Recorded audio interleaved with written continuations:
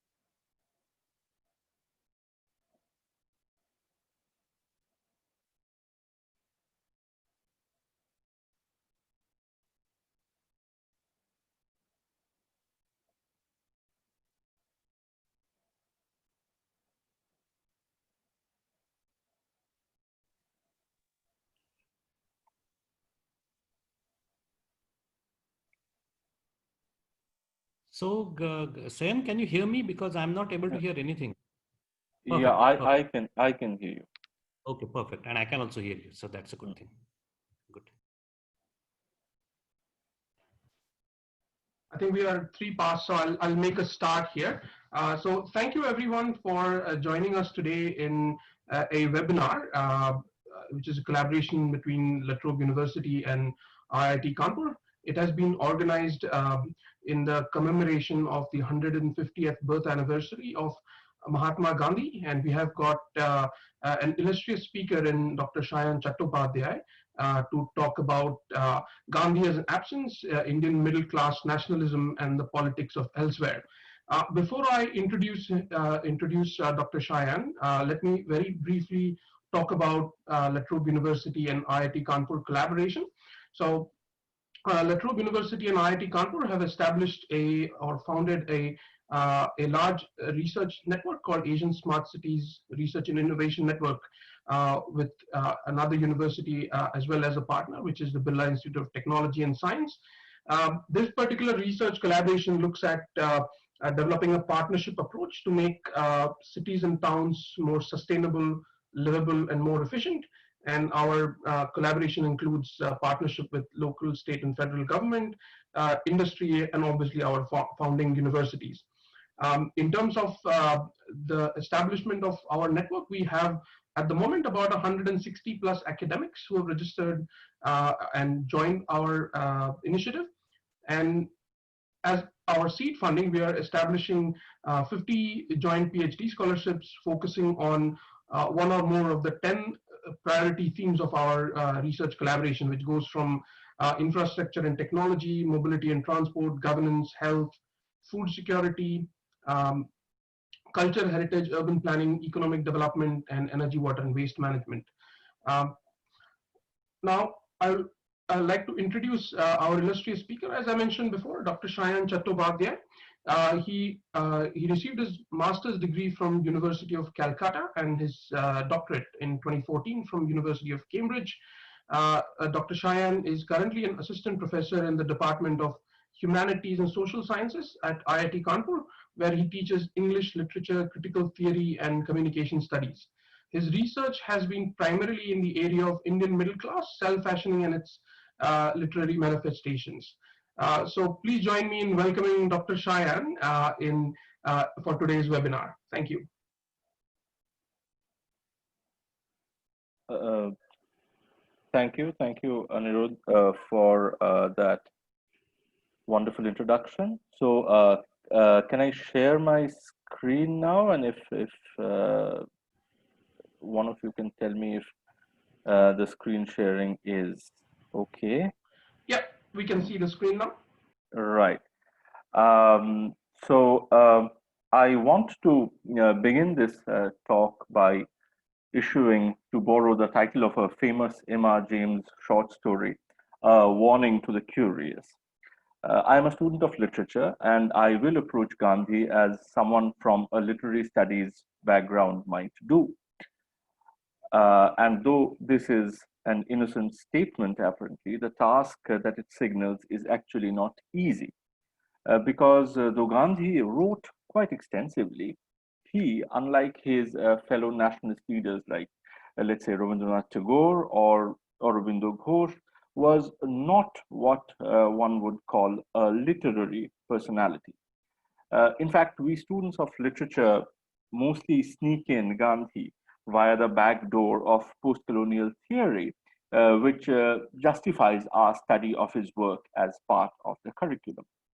I'm therefore a little bit anxious about how well my methodological tools might work in this discussion on Gandhi. So, if my talk today sounds like the job of an amateur dabbling in things not meant for him, I would request your indulgence.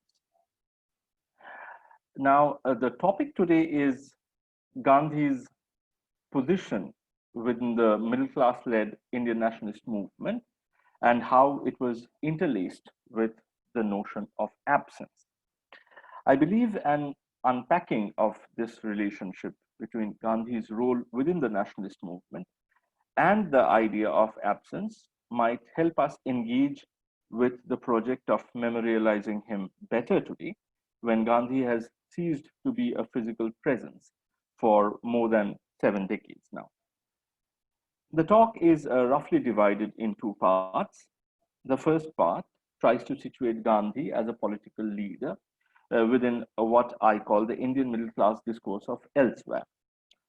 This discourse, as I argue, significantly framed the Indian nationalist movement by associating the idea of quote unquote true India with things like the village and the formerly uneducated peasantry, all of which were absent from the urban public sphere inhabited by the Indian middle class. In the second part of my presentation, I explore how Gandhi came to occupy this absent locus of true Indianness for the middle class till he himself became a figure of absence who was transformed by his followers into a set of mythic narratives and sociocultural prescription, which were devoid of the conflicts and some of the nuances that originally informed his political position. So, to begin with, I would share some dates relevant to Gandhi, and these are probably very familiar to most of the audience, but nevertheless, a reiteration would allow us to better orient ourselves during the discussion.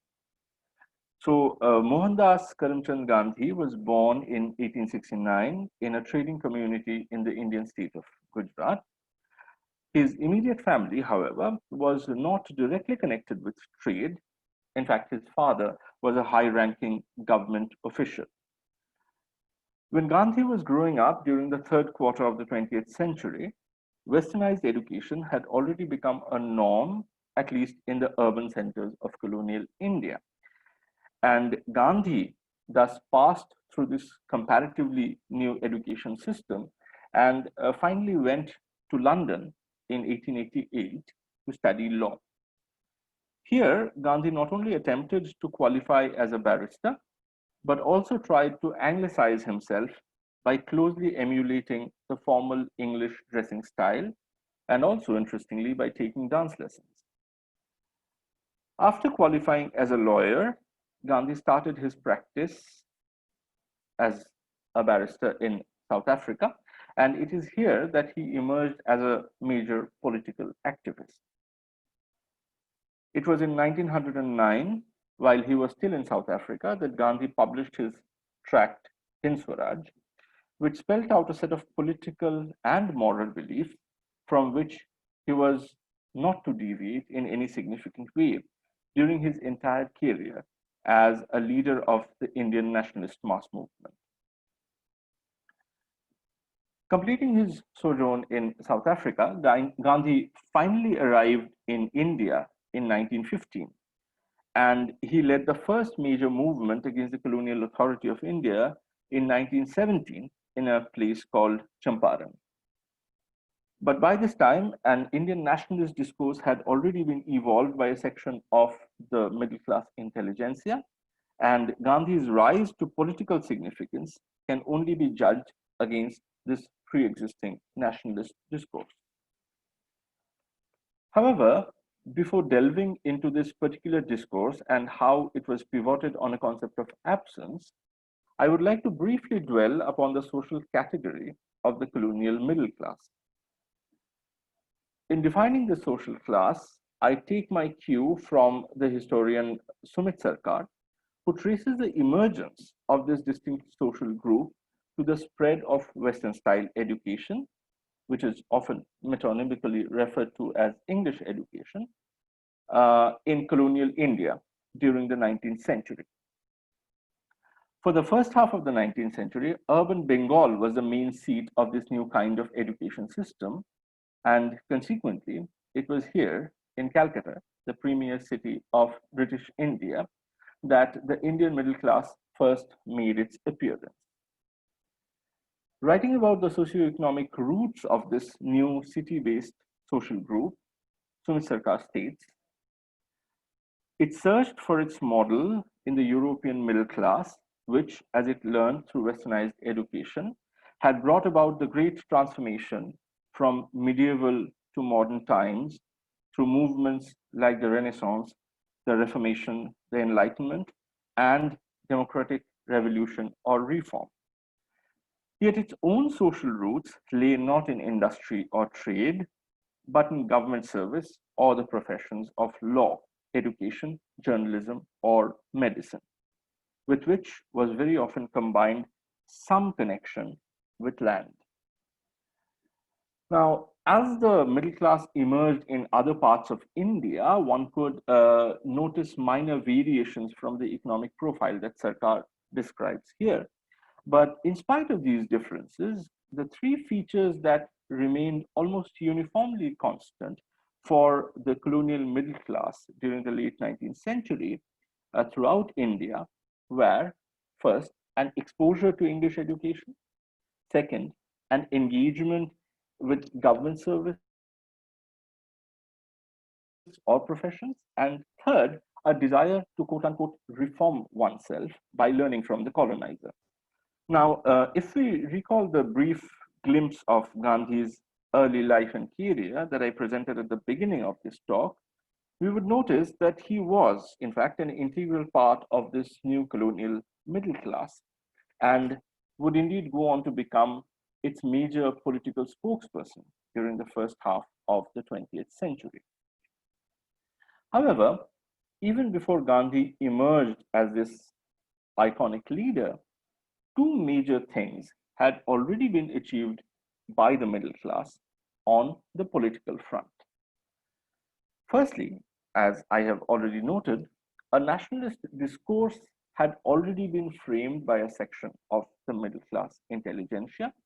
And secondly, the middle class had already started occupying leadership position in the various anti-colonial mass uprisings in India. And here, the Swadeshi movement of 1905 provides us with a watershed moment. Swadeshi movement, in fact, was the first major middle class-led anti-colonial mass movement in India. Now, at this point, it is probably important to stress that in the early days, there was no inherent connection between the nationalist discourse created by the middle class and the spirit of anti-colonialism.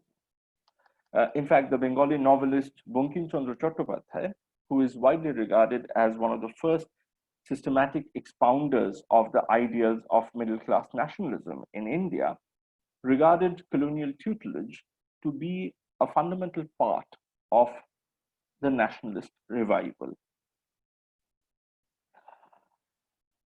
So in his 1882 novel, Anandamot, which incidentally is also the source text of Vande Mataram, the Indian national song, Chattopadhyay uses a semi-divine character to make this following argument. Unless the English rule, it will not be possible for the eternal code, that is the Hindu Sanatan Dharma, to be reinstated. The English are very good in the outward knowledge, and they are very good at instructing people. Therefore, we will make the English king. Such faith in colonial tutelage, however, opened up two very glaring problems for the colonial middle class. The first problem was that the idea of imitating the English colonizer generated amongst the Indians a significant degree of anxiety about losing one's innate nature. And we see instances of this anxiety even in Chattopadhyay's own writings, like his humorous essay Prachina or Nobina, literally translated as the traditional woman and the modern woman. And the second problem was that any attempt on the part of an Indian to anglicize himself or herself was inevitably reciprocated by the colonizer with an attitude that swung between condescension on the one hand and aggressive antagonism on the other. And here we need to remember that when in 1893, Gandhi was thrown out of the first class compartment of a train in South Africa because other white passengers complained about him being there. He was dressed in perfectly formal English attire and possessed the same tickets as the other white passengers. So, as a result of these two problems, we can find that from around the early years of 20th century, there was a transformation within the Indian middle class nationalist discourse. This is the time when nationalism and anti-colonialism started getting linked together. And we see the emergence of the Indian middle class desire to find the locus of the true Indian identity outside the anxiety ridden zone of colonial influence.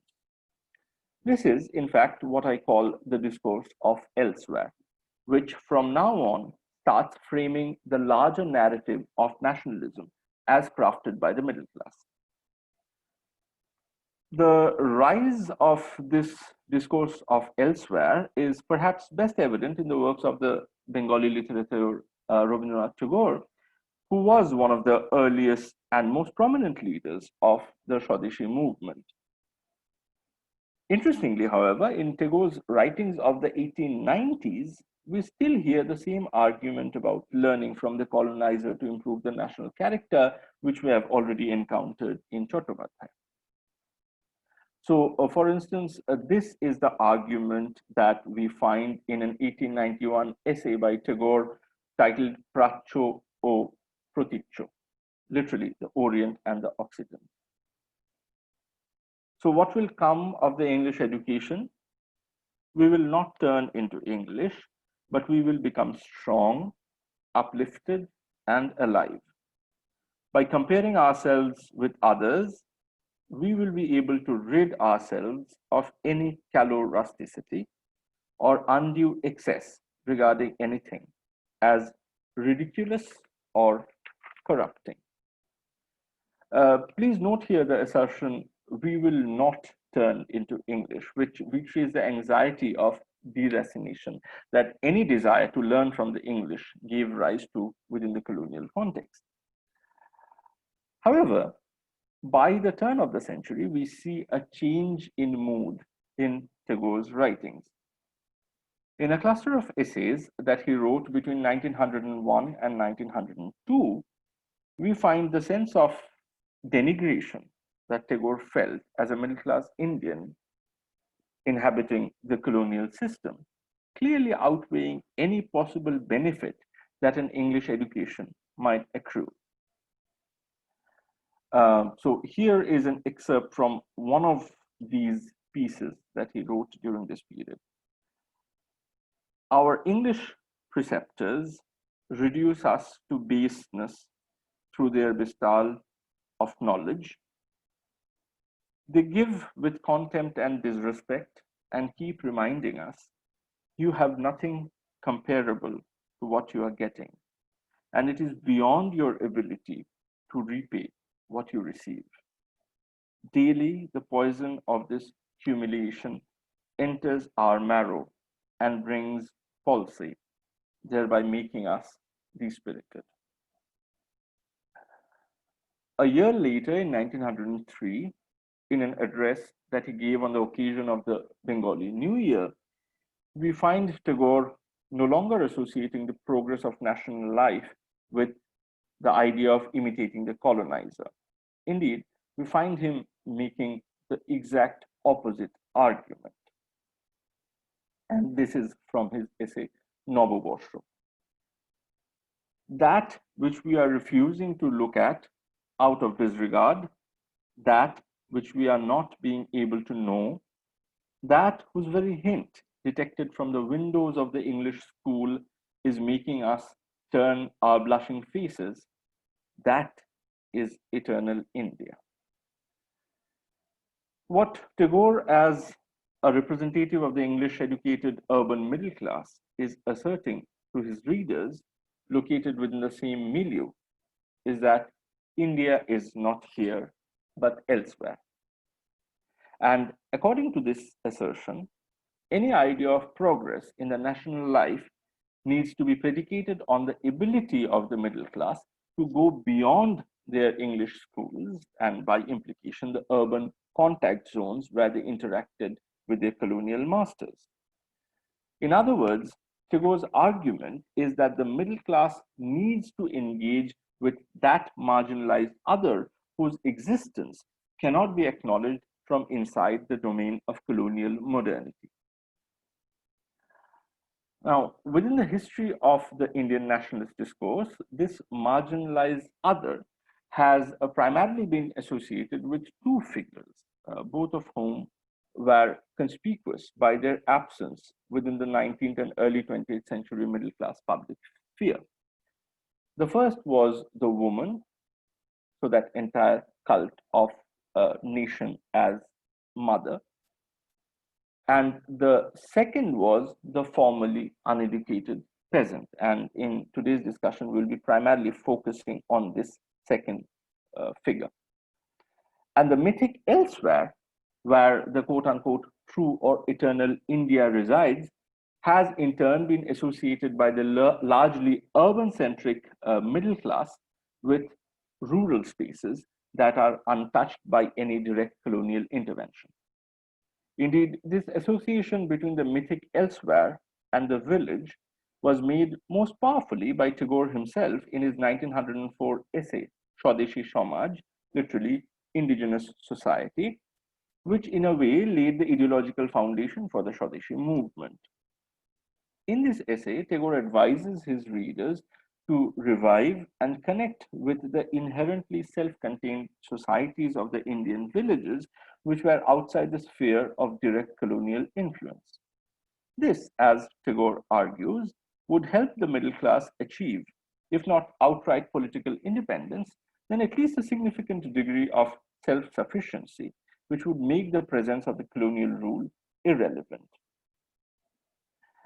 This suggestion to connect with the villages, however, poses the all-important question about how to engage with this ideal village society, which is supposed to be the repository of true and uncorrupted Indianness. Indeed, Gandhi's appearance within the Indian political scene would be thoroughly informed by this very question, and I would come to that in a moment. But before I do so, I would like to focus on a novel titled Gora, which Tagore published serially between 1907 and 1910 after becoming disillusioned with the Swadeshi movement and its strategies of mass mobilization. In this novel, Tagore tries answering the same question of connecting with the marginalized other located in the distant villages of India. But rather than providing a neat answer, what he presents us is an aporia, The urban middle class protagonist of this eponymous novel, Gora, echoes the same argument about India being elsewhere, which Tagore had articulated in the years leading up to the Swadeshi movement. Thus, while reprimanding a friend about his insufficient acquaintance with the quote unquote true India, Gora states, of course, there is a complete India. This Calcutta of yours, these offices, these law courts, these few bubbles of bricks and woods, this place where we are studying, soliciting for jobs, meaninglessly slaving away from 10 to 5, is an illusory India that has been mistaken by us to be true. There is, however, a true India, a complete India. And unless we come to rest on it, we will not be able to draw the vital sap for our intellect or for our heart. As I just mentioned, this is a familiar discourse of India being elsewhere that we have already encountered. However, in the novel, when Gora actually tries to embark on a quest to locate this idealized India within the space of a real village, he recoils in disgust. He, in fact, feels overwhelmed by the weight of the various discriminatory customs and interdictions that underlie Indian village life and finds them irreconcilable with his sense of personal morality that he had developed under colonial tutelage as a middle class. In his own words, apart from being guided by the customs, they, the peasants, know of no other good. Through punishment and through sectarianism, they have come to regard prohibitions as the highest truth. The consciousness of what not to do has tied up their whole character with nets of interdictions. Gora thus returns back to his own society, disillusioned by his encounter with the elsewhere that he had so long cherished. And in this novel, the urban middle class social milieu therefore remains as hermetically sealed as ever. Now, Gandhi's Hind Swaraj, which was in fact written during the same period when Tagore was publishing Gora, reproduces the discourse of elsewhere that we find in that novel, as well as it takes up the question of how should the middle class engage with the village and its peasant population, who are apparently the repository of true Indianness. As most of us would know, the text of Hind Swaraj unfolds in the form of a dialogue between an editor and a reader, where the former places before the latter the views held by Gandhi himself. And what I'm going to read out to you now is part of the editor's answer to the reader's question, what is true civilization? So, in answering this question, the editor first denounces the modern civilizational standards as represented by the colonizer, and then he goes on to state, where this cursed modern civilization has not reached, India remains as it was before. The inhabitants of that part of India will very properly laugh at your newfangled notions. The English do not rule over them, nor will you ever rule over them. Those in whose name we speak, we do not know, nor do they know us. I would certainly advise you and those like you who love the motherland to go into the interior that has yet not been polluted by the railways and to live there for 6 months. You might then be patriotic. Now, a number of things need to be unpacked here. Firstly, to begin with, as you can see, we encounter here again the idea of India being elsewhere.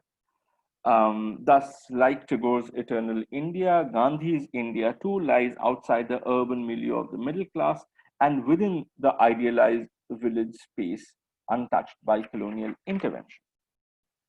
This passage from Hind Swaraj, however, also contains a point of departure, which is signaled by the admonition, those in whose name we speak, we do not know. And this brings us back to the question of how to engage with the peasant as the marginalized other. In Tagore's novel, Gora's nationalist sentiments spur him to stand by the peasant and even speak up for him within the middle class sociocultural milieu. Yet, such a show of support remains futile because Gora is ultimately unable to cope with the sense of alterity that village society presents him with. As I suggested before, Gora's disgust with the Indian village life stems from his inability to subsume its otherness within the purview of middle class morality, informed by colonial modernity. And indeed, the wisdom that Tagore's novel conveys is that such an attempt to neatly fit the other within one's own idealized understanding is always inevitably bound to fail when confronted with reality. Gandhi, in his Hind Swaraj, on the other hand, proposes a far more radical plan to engage with the marginalized other. He suggests that his middle class reader should not only stand by the lowly peasant, but indeed regard him as his instructor in the values of life and civilization. Thus, in a letter written to his close friend Henry Pollock in 1909, Gandhi, while giving a preview of his new book Hind Swaraj, writes this: India's salvation consists in unlearning what she has learned during the past 5 years. The railways, telegraphs, hospitals, lawyers, doctors, and such like have all to go. And the so called upper classes have to learn to live conscientiously and religiously and deliberately the simple peasant life, knowing it to be a life giving true happiness.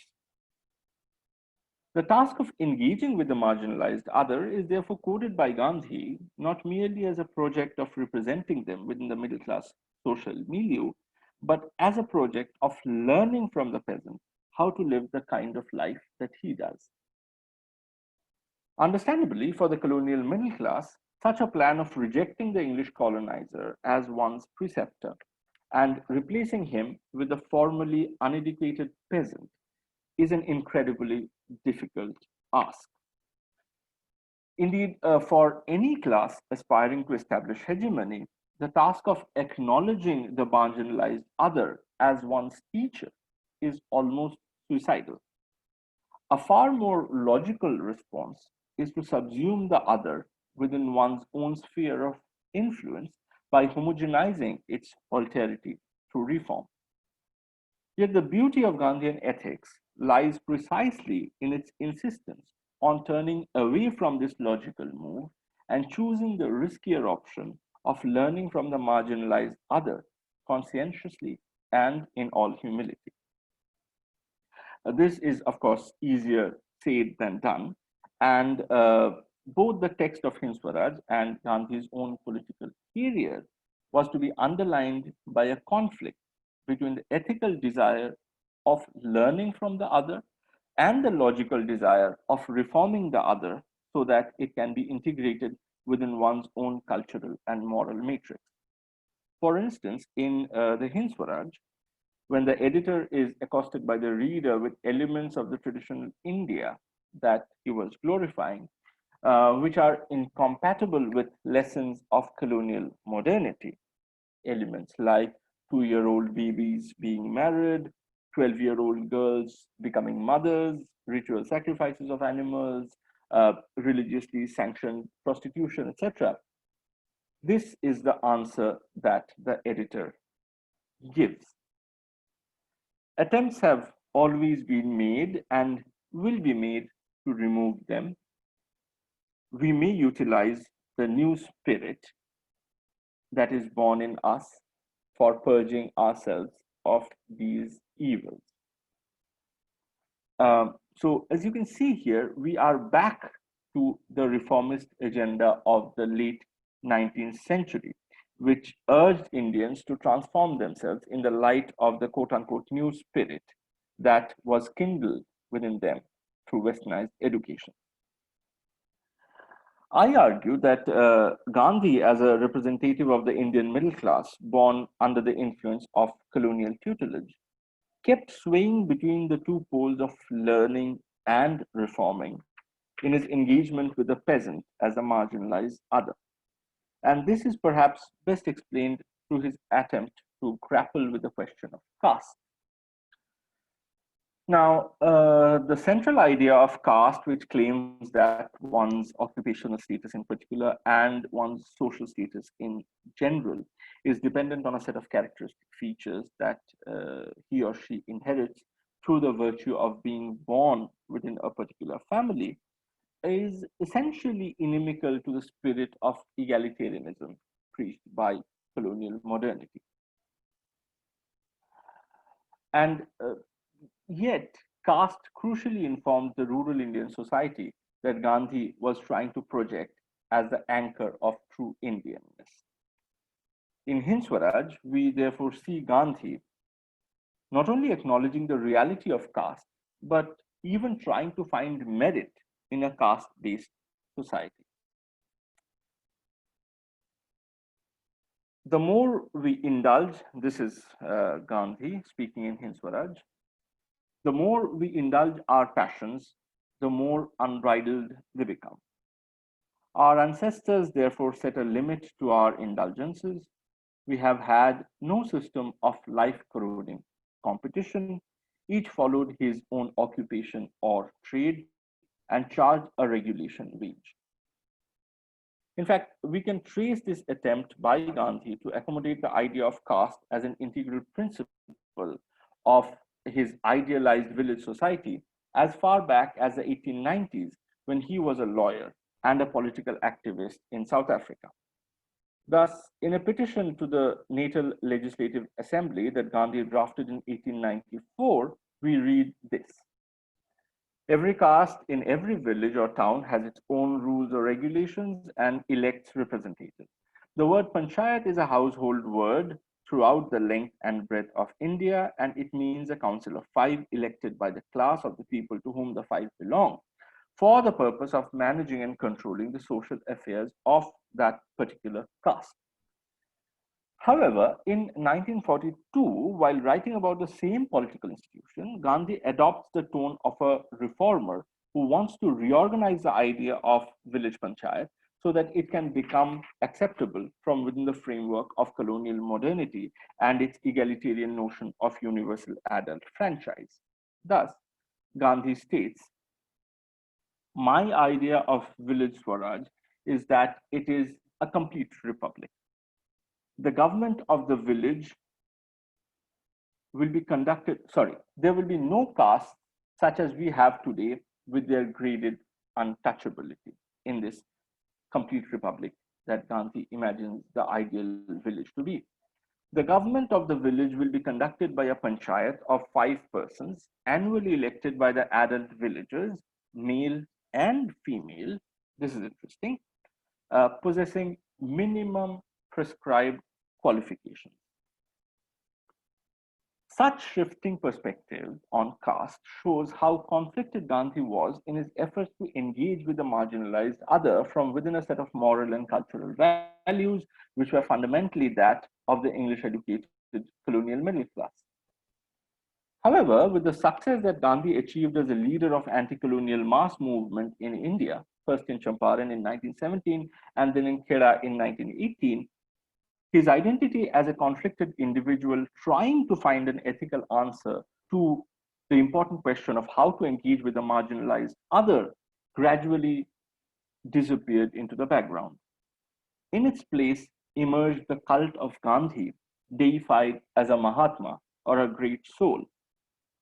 As historian Shahid Amin has pointed out, by 1921, Gandhi's influence and glory had become independent of his person and now circulated in the form of various stories and myths, which often evoked actions that were at variance with the intentions of the Congress party and indeed of Gandhi himself. Worshipped as almost a divine redeemer, Gandhi was swiftly reduced by a number of local leaders into a prescription of social reforms that needed to be implemented in order to achieve freedom from the colonial rule. A number of historians, primarily associated with the Subordinate Studies Collective, have therefore argued that the major mass movements that Gandhi led operated along a top down model where the peasants, rather than being listened to, were mostly told what to do and how to agitate by the middle class leadership.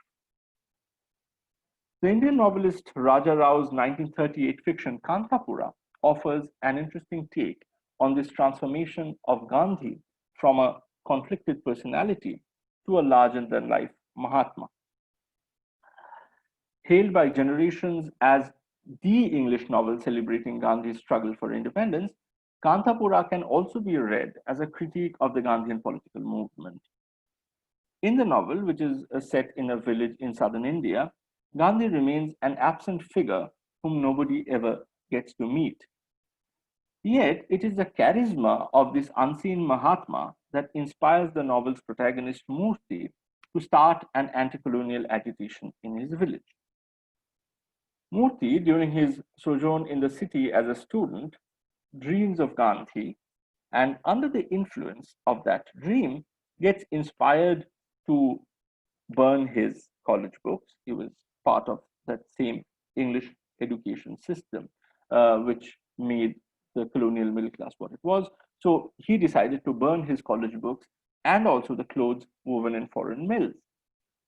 Murthy then returns to his village to reform it and lead it along the path of nonviolent resistance to the colonial rule. Now, the irony of this situation is underlined in the novel. The old village woman, Achakka, who narrates the tale of Kantapura, discusses the Gandhian principles as alien notions that are imported to the village by individuals like Murthy, who picks them up from their visits to the city. Indeed, the impact of these Gandhian principles are presented as thoroughly disruptive, in fact, to the traditional village life, especially in the ways that they undermine the age-old caste and gender norms. Thus, though in the novel, Murthy finally manages to overcome the fault lines of caste and gender discriminations and make the villagers fight against the colonial rule as a homogeneous national community, this project actually ends up destroying the village society as it had existed before. Indeed, by the end of the novel, the village of Kantapura completely ceases to exist. Here, therefore, we see that the political success of the influence of Gandhi as a Mahatma becoming a parody of the Gandhian project to preserve the traditional village society as the anchor of true India. Today, when we are trying to remember Gandhi on the occasion of his 150th birth anniversary, I think it is therefore important to displace this deified figure of the Mahatma and acquaint ourselves once again with a more human figure who agonized throughout his life over the problem of how to engage with the marginalized other while being a representative of the hegemonic class. This Gandhi is perhaps less glamorous and definitely more fallible and troublesome to deal with than the figure of the all-knowing and all-good Mahatma. However, given the times we are living in, I think this ethically conflicted figure of Gandhi, this thought-provoking figure of Gandhi, is much more useful than the infallible figure of the Mahatma. Thank you.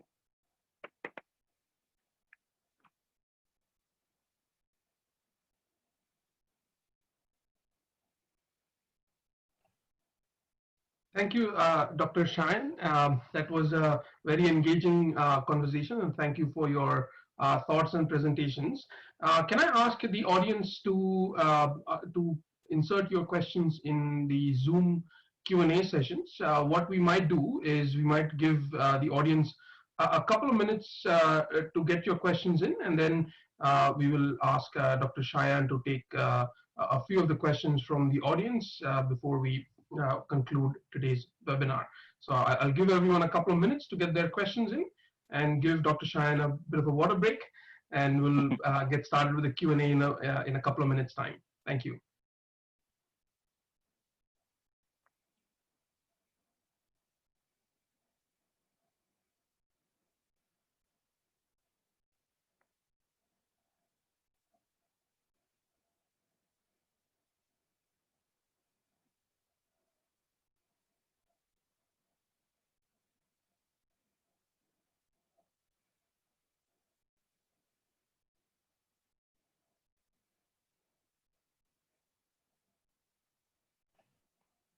Okay, I think we already have two interesting Yeah, questions there. And so two we questions. might make Yeah. a start on that. So the first question is from Ehsan Sharma, and the question is how writers like Manto, Ismat, and other voices of dissent contributed to the middle class nationalism in British India. It's a fascinating question, but it's a question on which one needs to read another paper, I guess, because Manto, Isma Chukrai, and others, they represented in the early decades of the 20th century a different strand of resistance, which was not often coterminous with the Gandhian form of resistance. So, yeah, how writers like Manto and Ismat they voice the dissent. It's an interesting question, but I'm afraid I would not be able to relate the answer to that question with the topic of today's discussion. But anyway, thank you for your question. Sure. So we'll then take the next question, which is from Vibor. It says, was Gandhi in Hind Swaraj saying that the progress, as the word is defined, according to our understanding, as a industrialized society, was bad for the real Indian society because it was forced upon them, or was he, as in Gandhi, just against its imposition and not the progress, as they call it itself? Okay, so I think both are true in this case. For instance, Gandhi, and not only Gandhi, I've mentioned this with Tagore, but we can also do a similar kind of exercise with other nationalist leaders like Aurobindo Ghosh or even Bankim Chandra Chattopadhyay or others. Um, the problem of of this progress understood in terms of colonial modernity, I mean, it was problematic at one level.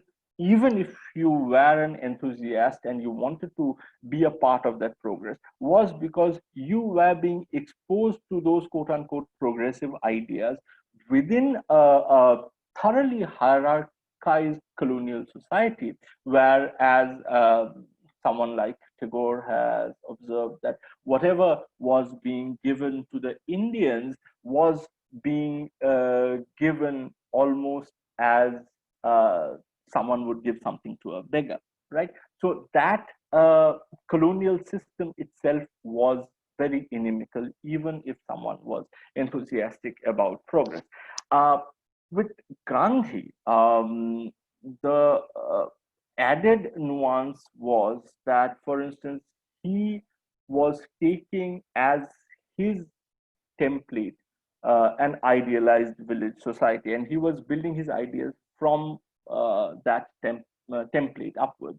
So his argument would be that since the village society, traditional Indian village society, was not an industrialized society, we do not need that kind of an industrial progress.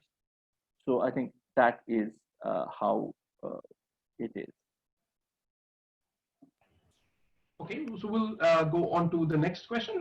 This is from Mr. Jain, and it asks, why was there a need for the middle class to find identity apart from colonial influence?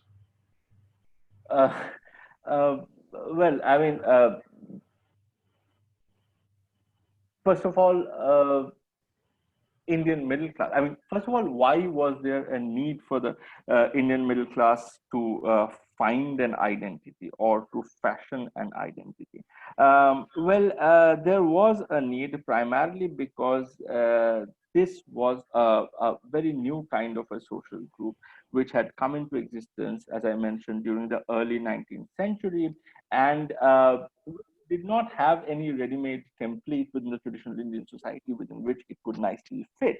So the Indian middle class, at least during the entire part of the 19th century and the early decades of the 20th century, can be seen trying to figure out who they are, what kind of identity that they have, how they need to fashion themselves. So there was a lot of talk about how to fashion one's identity. And because they were doing that within the context of colonialism, uh, within the context of English education, for instance, how they measured up against the colonial masters who represented the reference group within the colonial society was a very important issue for them. Thank you. The next question is interesting. I'm not sure if you wanted to take that, but here it is. It's from Aranya Chaudhary. It asks, what's the difference between the nationalist ideas of Gandhi and Swami Vivekananda? Again, like the Manto question, this is a very interesting question, but this would again need another presentation probably. The only thing that I would like to say here is that if we want to figure out the difference, uh, it might be useful to place them chronologically in history. So Vivekananda is a 19th century figure, and he is operating within that context when the link between nationalism and anti-colonialism was not yet very strongly established, which is why we don't see Swami Vivekananda in the role of a political activist very clearly. So he is still a social reformer who is trying to improve the Indian society, quote unquote, improve the Indian society. And this we also see in someone like Bankim Chandra Chattopadhyay, because the prevailing idea during that period till the late 19th century was that even before the talk of independence comes, even before anti-colonialism comes, we need to fix our problem because India has become colonized because there are some major lapses and we need to fix those lapses first. This question remains relevant even for Gandhi. If you read Hind Swaraj, he tries answering this question as to why India became a British colony, but then the spirit of anti-colonialism and the topic of uh, becoming independent from the colonial influence gradually starts coming to the foreground more and more as we uh, proceed during the first half of the 20th century, culminating, of course, in India becoming independent in 1947. Thank you so much, Dr. Sayan, for answering the questions. There are quite a lot of questions actually there, and we will save all of them. We've got the questions there. We'll forward them on to Dr. Sayan. But I also encourage you to write to him about your views and your questions offline, because during the time we have today, these are the only questions we can take. We are very grateful to Dr. Sayan for his thoughts and his talk today. Can I now call Professor Yogesh Joshi, who is the Dean of International Relations at IIT Kanpur, to propose a vote of thanks for today's webinar. Thank you. Thank you, Anirudh. I hope you are able to hear me. First of all, thank you, Professor Chattopadhyay, for such a scholarly talk. I have heard many talks on Mahatma Gandhi, and I must say that I have not heard such an academic talk before. Of course, Mahatma Gandhi is a personality with many colors, and sometimes those colors are quite contrasting. Any talk on Mahatma Gandhi tends to be politicized or controversial, but this was a fantastic academic talk, and I thank you for that. As all of you know, that this talk was arranged to commemorate 150th birth anniversary of Mahatma Gandhi. and we are supposed to kind of arrange this talk along with a foreign university. And since we have such a close association with La Trobe University, we have started a La Trobe IIT Kanpur Center of Excellence, which is presently focusing on smart cities, but we expect it to grow in other areas also. We had no kind of doubt in our mind that we shall arrange this particular talk along with La Trobe University. And therefore, I thank officials at La Trobe University for facilitating this particular talk. Particularly, I would like to thank Professor Aniruddha Desai and Diana Hiderich for making this particular talk possible. Finally, I thank all of you who participated as listeners in this particular talk and participated in the interactions after the talk. We had a very good participation. There were of the order of around 65 to 70 people present in the talk when the talk was going on. So I thank all of you for making this particular talk a success. Thank you so much. Thank you, Professor Joshi, for proposing the vote of thanks. For those attending today, if you would like to share today's talk with your colleagues or friends or family who could not attend today, we will be making that available on our website in due course. And for those attendees, we've got your contact details, so we will reach out to you and provide you information on how you can share this wonderful, wonderful talk with your colleagues and family. Thank you very much for attending today. And for those in India, you have a good afternoon. And for those in Australia, you have a good evening and a good weekend. Thank you very much from La Trobe and IIT Kanpur.